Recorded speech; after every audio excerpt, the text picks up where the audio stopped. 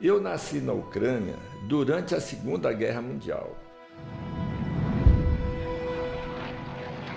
O fronte da guerra passou pela minha casa em direção à Rússia.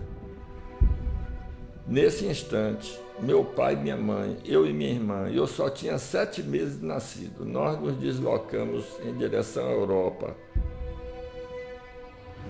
Quando a guerra acabou, nós não voltamos para a Ucrânia nem para a Rússia. Nós pegamos um navio que trouxe imigrantes da Europa para o Brasil. Um navio que só trouxe imigrantes. E nós nos estabelecemos no Brasil. Chegamos aqui sem falar uma palavra de português e sem um tostão no bolso.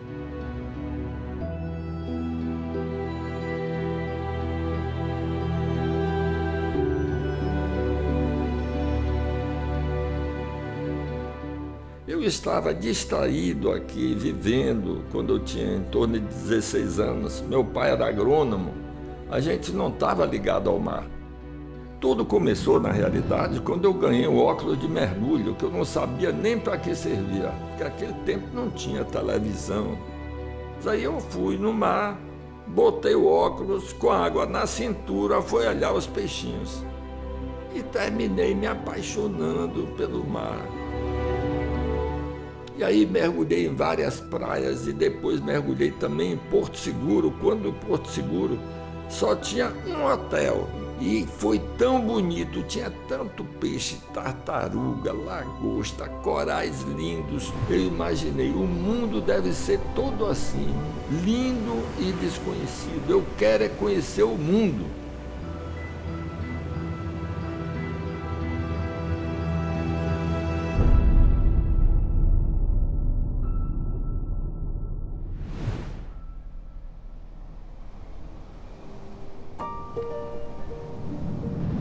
Eu vim com essa ideia na cabeça, voltei para Salvador, mas entre essa época até o dia que eu saí para fazer a primeira volta ao mundo, passaram-se 15 anos.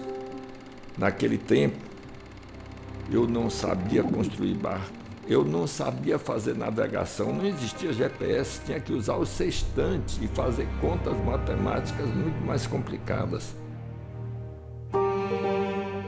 Naveguei com outros barcos, com outros comandantes para aprender e assim por diante. E quando eu tinha 37 anos, eu estava pronto com o meu barquinho, o Três Marias.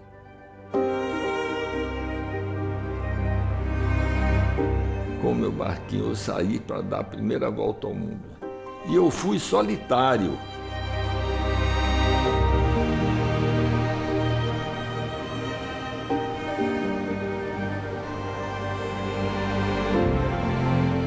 Aí eu dei a primeira volta ao mundo com muita dificuldade, porque tinha muito pouco dinheiro.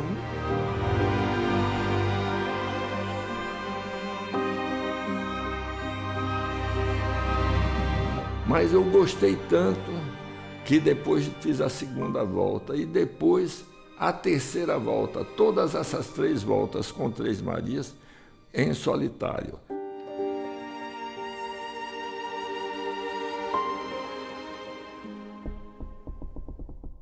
Eu vinha trabalhando na engenharia, vinha progredindo, montei empresa, comecei a ganhar um pouco mais de dinheiro. E então, eu que tinha sido tão feliz no mar, resolvi fazer um veleiro escola para convidar jovens brasileiros para viajar comigo, para eu poder transmitir o que eu tinha aprendido.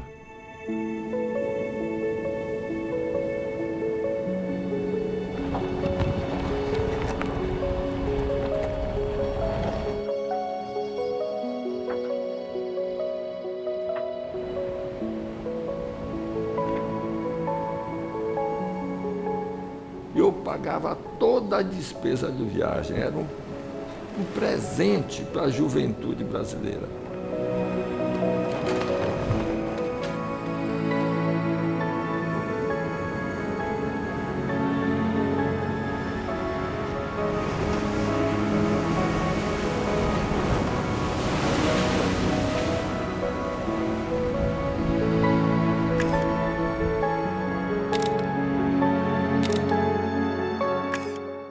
tinha dado 5 voltas ao mundo, 3 no Três Marias e 2 voltas ao mundo no veleiro Escola Fraternidade, com alunos a bordo. Já tinha feito também uma viagem especial para a Antártica, de ida e volta, e já tinha estado no Alasca, e assim por diante.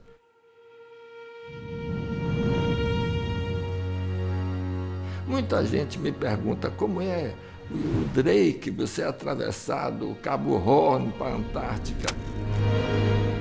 Hoje tem previsão de tempo, antigamente não tinha, aqueles barcos atravessavam para depois ver o que vai acontecer. Hoje em dia você fica lá embaixo, espera uma previsão de tempo, aí dá uma janela de bom tempo de 3 dias, 2 dias e meio, 3 dias e meio, aí você bota a vela e motor e...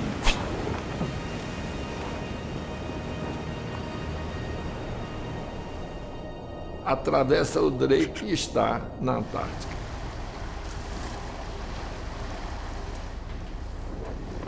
Na Antártica é cheia de ilhas e canais, então o vento pode soprar muito forte, mas não tem onda, porque você está nos canais, aí você vai fotografar os pinguins,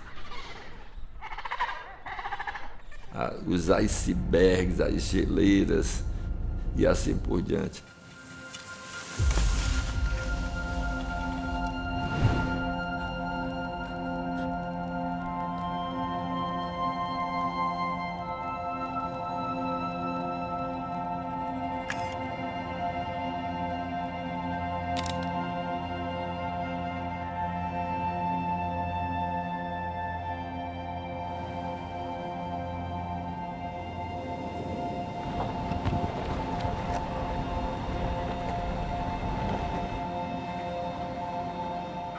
Como eu já tinha navegado em todos os oceanos, em todo lugar, aquelas passagens, tudo isso já tinha passado. Faltava muito pouca coisa para fazer, eu fiquei sem saber o que é que eu ia fazer, e aí surgiu a ideia. Não tem nenhum brasileiro que tenha feito, nenhum barco de bandeira brasileira que tenha feito a passagem noroeste.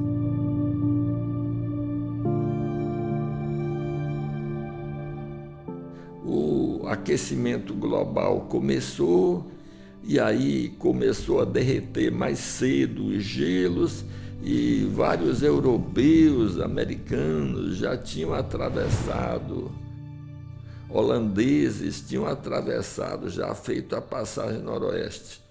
E eu tive muita vontade de fazer a passagem noroeste.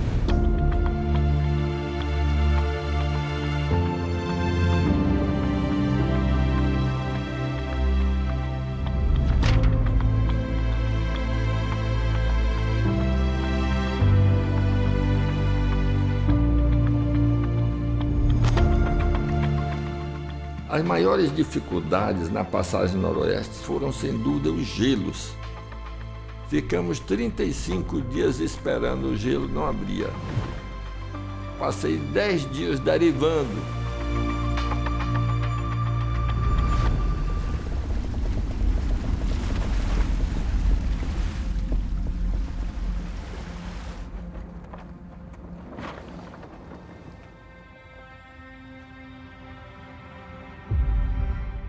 E paramos em uma meia dúzia de lugares lá, em uma série de pequenas cidades onde os nativos, os inuits e os canadenses moram juntos, e tivemos a oportunidade de ver como esse povo mora e assim por diante, como eles vivem.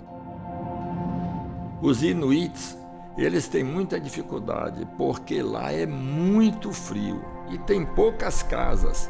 Então, em uma casa, geralmente moram 10 pessoas, às vezes até 15.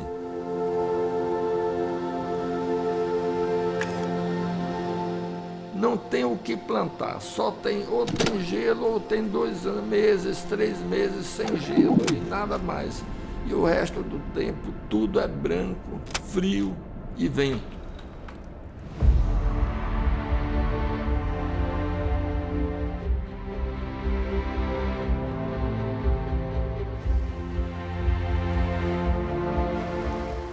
E até para velejar é muito difícil, porque ou não tem vento, ou quando tem vento demais.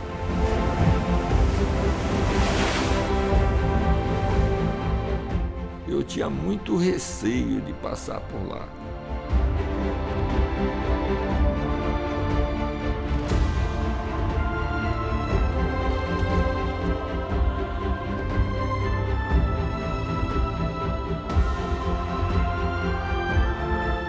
Fizemos essa passagem noroeste e a Marinha nos deu uma placa dizendo que foi o primeiro veleiro de bandeira brasileira que fez a passagem noroeste.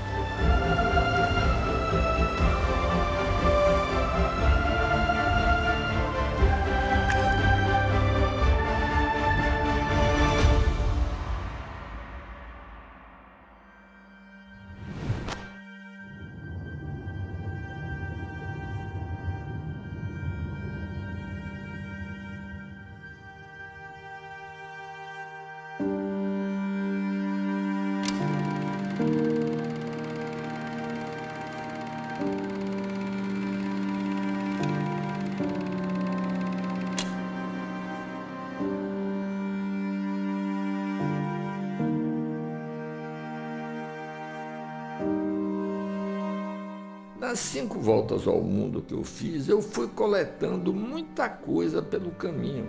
Quando eu encontrava coisas interessantes, eu comprava, ou ganhava de presente, ou pegava. Então, meus armários estavam entupidos de coisas que eu trouxe do mundo todo. E essas coisas, se eu morresse, já estava velho, eu digo, vou morrer, isso aí vai se espalhar, vão dividir para uns, para outros, e podiam não se interessar e as coisas podiam se perder. Então eu resolvi fazer um museu do mar Aleixo Belloso.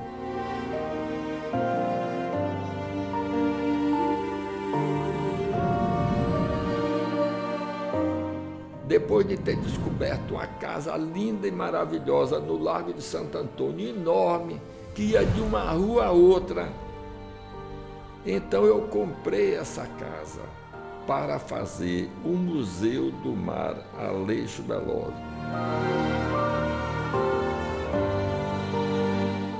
Dentro desse casarão foram instalados 3 pavimentos.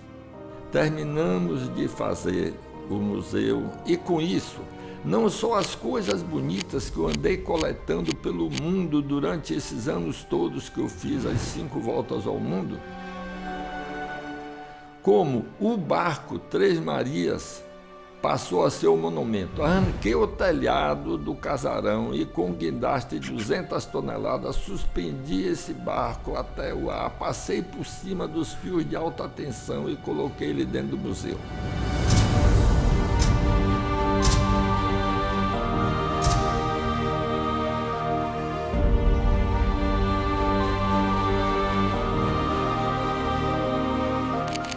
Quando eu fui construir primeiro o veleirinho pequeno, Três Marias, eu não tinha dinheiro quase nenhum.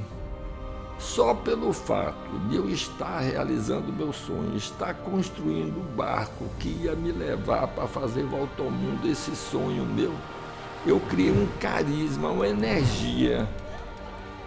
E assim foi minha vida. Essa vontade de velejar, essa vontade de ir para o mar.